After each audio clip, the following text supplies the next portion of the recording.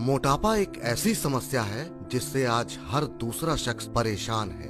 हाल ही में हुई एक ग्लोबल रिसर्च के मुताबिक 1975 के मुकाबले दुनिया भर में मोटापे की समस्या 3 गुना बढ़ चुकी है और मोटापा एक महामारी के रूप में तब्दील होता जा रहा है। एक अनुमान के मुताबिक दुनिया भर में 4 करोड़ से अधिक बच्चे और 200 करोड़ युवा मोटापे और अधिक वजन से परेशान हैं।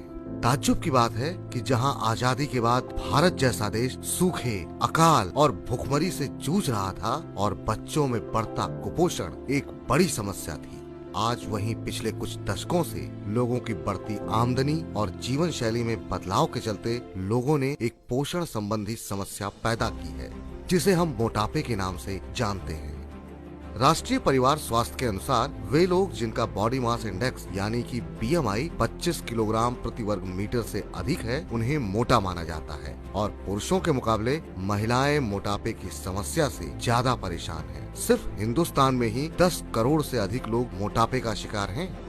मोटापा यानी कि ओबेसिटी एक मेडिकल कंडीशन है जिसमें व्यक्ति के शरीर में जरूरत से ज्यादा फैट जमा होने से व्यक्ति का वजन बढ़ता जाता है। ओबेसिटी और ओवरवेट की पहचान बॉडी मास इंडेक्स के द्वारा की जाती है, जिसमें व्यक्ति के किलोग्राम वजन को उसकी वर्ग मीटर लंबाई से भाग कर दिया जाता है। बॉडी मास इंडेक्स के अनुसार मोटापे को कई भागों में बांटा गया है। यदि किसी व्यक्ति की ऊंचाई और वजन के आधार पर उसका BMI इंडेक्स 18.5 से कम है तो उसे अंडरवेट माना जाता है। अगर BMI 18.5 से 24.9 है तो इसे सामान्य माना जाता है। 25 से 29.9 BMI को ओवरवेट माना जाता है और BMI 30 से अधिक है तो फिर इस स्थिति को ओबेसिटी कहा जाएगा। अगर व्यक्ति का BMI स्तर 25 या उससे ऊपर है तो ज्यादा सतर्क रहने की आवश्यकता है, क्योंकि ऐसे लोगों को दिल की बीमारी, स्ट्रोक और साथ ही डायबिटीज होने का खतरा ज्यादा रहता है। इसी के साथ ही पेट के मोटापे के लिए वेस्ट सरकमफ्रेंस की जांच की जाती है। यदि किसी पुरुष की कमर 94 सेंटीमीटर या उससे ज्यादा है और महिला की 80 सेंटीमीटर या उससे ज्यादा है तो उसे मोटा माना जाएगा। लेकिन सबसे अहम बात, मोटापा होने का आखिर कारण क्या है? सबसे पहला कारण, हमें ऊर्जा के लिए कैलोरी की जरूरत होती है। खाने के बाद काम करते समय हम काफी कैलोरी बर्न करते हैं, लेकिन अगर हम जरूरत से ज्यादा कैलोरी का सेवन करते हैं तो एक्स्ट्रा कैलोरी फैट के रूप में हमारे शरीर में इकट्ठा होना शुरू हो जाती है, जो मोटापे का सबसे मुख्य कारण है। इसके अलावा मोटापे के कई और कारण भी हो सकते हैं, जैसे कि हमारा लाइफस्टाइल कैसा है, हम किस प्रकार का भोजन खाते हैं और खाने के दौरान खाई गई कैलोरी को बर्न करने के लिए दिन भर में कितना एक्टिव रहते हैं। इसका सीधा असर हमारे वजन पर पड़ता है। दूसरा, अगर हमारे परिवार में मोटापे की हिस्ट्री है तो ऐसे में आने वाली जनरेशंस पर भी इसका असर पड़ सकता है। मोटापे के लिए कुछ बीमारियां भी जिम्मेदार हैं, जिनमें हाइपोथायराइडिज्म, कुशिंग सिंड्रोम और डिप्रेशन जैसी बीमारियों का नाम आता है।